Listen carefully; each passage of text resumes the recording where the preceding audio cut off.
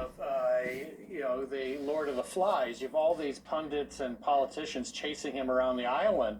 And you have people go into absolute vapors every time he talks about censorship or talks about Donald Trump. Really, this turned on Musk when he bought Twitter and took down the censorship system.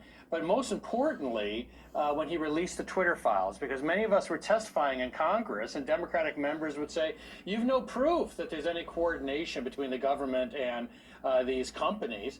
And then Elon Musk supplied the proof with thousands of emails coming from government officials and offices, over 80 FBI agents targeting individuals and groups for censorship.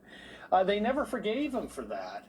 And you have this bizarre situation where, you have CEOs that openly support Harris, openly support extremely far left policies. There's not a peep about them.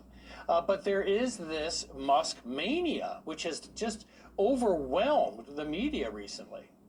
Yeah, and I think you and I together could come up with dozens of examples of that. There's, of course, the extreme lunacy of someone like, former ESPN host Keith Olbermann, who said that Musk should be arrested and deported. But what I'm curious about is less the lunacy of someone like that on the left, and whether or not you think Musk is risking real retribution in some way from the censors and the government officials that he is targeting and highlighting. Well, look, they've already done everything they could short of throwing him into a wood chipper. I mean, they've targeted his revenue, they've targeted his companies, they've targeted his advertisers. In my book, The Indispensable Right, I talk about Musk. And love it, freedom of speech. Come on with it. Consequential figure in free speech of our generation. I think